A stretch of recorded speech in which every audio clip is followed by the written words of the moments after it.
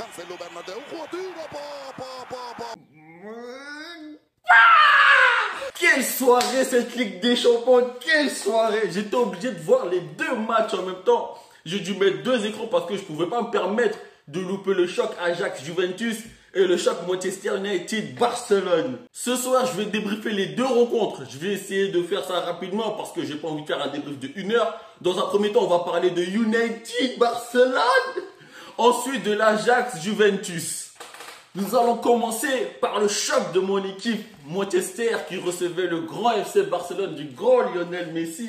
Ce match a été largement dominé par le FC Barcelone, mais Manchester United ne démérite pas. Je suis très fier de mon équipe ce soir. Parce qu'il y a d'autres équipes, dès qu'ils encaissent un but, ils mettent le bus et ils attendent une contre-attaque pour essayer de faire quelque chose. Soldier a vu que sa formation n'était pas bonne et qu'il fallait donner 2-3 consignes, histoire de dire, allez les gars, il faut aller les chercher maintenant. Et Manchester sont allés chercher Barcelone, malgré le fait qu'il n'y ait pas eu d'action nette ou bien de face à face. Ils ont quand même eu des opportunités et ils les ont exploitées au maximum avec les qualités des joueurs. Donc de ce point de vue-là, je suis pas du tout mécontent de mon équipe. Je trouve qu'ils ont fait un très bon match. Et je trouve aussi que finalement, Barcelone n'a pas marché sur Manchester.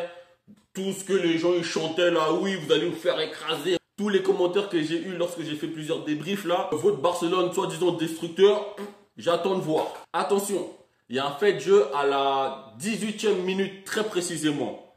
Sergio Busquets, il prend 2 cartons jaunes, rouge, il sort. Mais c'est Barcelone. On va pas commencer à dire que l'arbitrage a été ci, a été ça. Moi, j'ai trouvé que l'arbitre a été très bon pendant ce match. Mais juste ce fait de jeu-là, au début de la rencontre, change beaucoup de choses. Juste ce fait de jeu montre à quel point les arbitres ont peur de donner 2 cartons jaunes à un joueur de Barcelone ou même un rouge direct. Le but de Barcelone arrive par qui? Bah voilà, tout le monde le connaît. Ça arrive toujours par Lionel Messi qui, lorsqu'il réceptionne la balle, c'est déjà que Suarez est au second poteau. Je pense même pas qu'il jette un coup d'œil et qu'il centre vers Suarez qui met sa tête déviée par malheureusement Luke Shaw qui met un but contre son camp. On voit clairement que Barcelone est une équipe qui sont en confiance mais de fou parce que même lorsqu'ils ont un gros pressing, ils tentent toujours de ressortir proprement. Je pense que c'est quelque chose qui est mis en avant dans la formation de ceux qui sont à la Masia et de ceux qui arrivent à Barcelone. Passons maintenant aux individualités. J'ai noté 3 noms. Dans un premier temps, je vais parler de Paul Pogba. Malheureusement, je suis légèrement dessus de Paul Pogba. Pourquoi? Parce que je m'attendais à plus de sa part. Il doit vraiment hisser son niveau de jeu, être beaucoup plus performant au match retour pour espérer la qualification de United parce que aujourd'hui, je ne l'ai pas trouvé extraordinaire. Il n'est pas super bien accompagné parce que c'est le seul créateur au milieu de terrain et même en attaque. Donc il doit faire tout le jeu de création à lui tout seul. C'est pas facile, c'est beaucoup lui demander à ce niveau-là, en tout cas en Champions League. J'espère qu'au match retour, il sera plus performant. Lionel Messi, tu as fait part encore d'un éclair de génie qui a suffi pour mettre le 1-0. Mais j'ai pu remarquer quand même 2-3 trucs dans ton jeu pendant ce match. Tu as tellement l'habitude en Liga de attendre tranquillement que la balle t'arrive puisque personne n'ose venir te presser ou même te mettre des coups d'épaule. Que lors de ce match, tu as été surpris par Smalling qui est arrivé tel un boomerang derrière toi pour récupérer ce ballon. Je ne sais pas s'il y a forcément faute pendant cette action-là, mais ça c'est quelque chose en première ligue qui ne se suit pas. Tu dors trop, il y a un joueur qui arrive, certes il te touche, il prend le ballon, il continue l'action. En première ligue, ça se passe comme ça. Pendant les 20 premières minutes, c'était carrément toi le chef d'orchestre de tout le match. Tu dictais le match, genre et pour Manchester et pour Barcelone. Mais à partir du but, on t'a un peu moins vu. Du coup, je me demandais qu'est-ce qui se passe, pourquoi il disparaît comme ça pendant tout le reste du match. Mais on reste quand même sur le qui-vive parce qu'on sait que tu es Lionel Messi. Donc si tu pouvais faire pareil au match retour, ça me ferait bien plaisir. Ashley Young, tu as été nul. Défensivement, offensivement, à la relance, tu as perdu 4, 5, 6 ballons de relance, mais tellement facilement, en gros, tu rendais la balle à Barcelone. Je me demandais même si tu jouais pour Manchester United ou pour Barcelone. J'ai pas d'autres adjectifs pour qualifier ton match. Tu as été nul. Voilà. McTominay. Eh ben franchement, t'es la surprise mon gars. Parce que tu as du calme. Tu as beaucoup de calme. J'ai été surpris de 2 ou 3 fois où tu as pu contrôler le ballon tout en sachant qu'il y a un joueur de Barcelone qui est arrivé pour essayer de te la prendre. Tu as fait preuve de beaucoup de calme et tu as fait 2-3 remontées de balles quand même remarquables. Et je trouve que toi, si tu continues comme ça, tu vas être titulaire indiscutable au milieu de terrain. Ah, c'est sûr. Grâce à toi, j'ai même pas remarqué l'absence de Matic. Au match retour, tu fais pareil, mais avec plus d'agressivité. et Manchester United passe. Croyez-moi, au match retour, c'est pas la peine de venir me chanter « Ouais, au Camp Nou, Barcelone, ils sont invincibles » ou bien « C'est trop chaud de gagner là-bas ». Moi, j'y crois pas, moi, à la thèse de la pelouse où personne ne peut gagner et tout, tralala. Le foot, ça reste du foot. Donc, au match retour, moi, j'y crois à fond. Je crois totalement à la qualification de Manchester United. Un 2-1 suffit amplement, on n'a pas besoin de plus. Donc, je vous le dis tout de suite, la qualification n'est pas acquise pour Barcelone. Passons maintenant à Ajax Amsterdam, Juventus. Mais quel match de fou! Oh là là! Et heureusement, je me suis pas dit, vas-y, je regarde que Manchester et Ajax, je regarde après.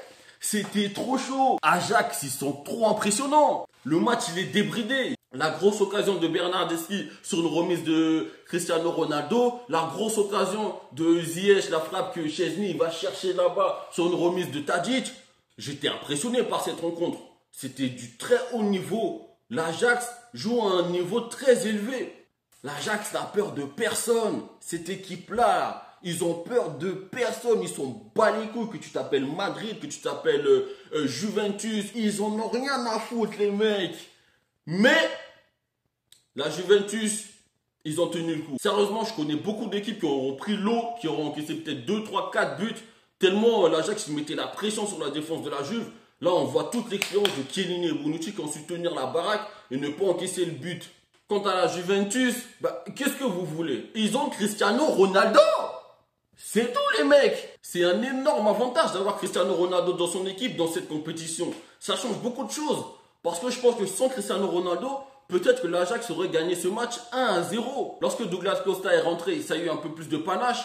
Du coup, on se dit que peut-être la Juventus peut reprendre le dessus et mettre encore 1 ou 2 buts. Mais c'est sans compter sur les genoux là de l'Ajax. Neres, Tadic, Ziyech, ils ont peur de rien. Et le but de Neres, sérieux, il pique la balle à Cancelo, feinte de corps sur je sais plus c'est quel défenseur là, enroulé, mais tout ça à une vitesse. Mais je pense que Chesney, il n'a même pas vu le départ du ballon, c'est pourquoi il était aussi loin. Mais moi, j'étais comme ça devant le match.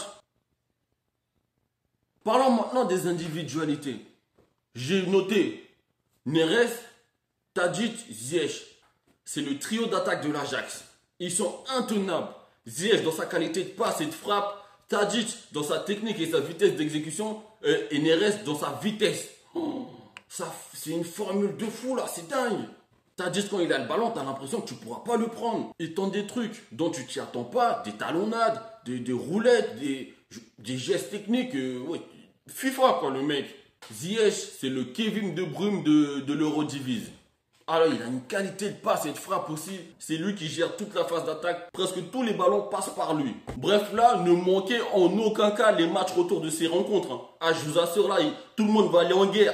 L'Ajax, ils vont peut-être créer la surprise en sortant Cristiano Ronaldo de la compétition.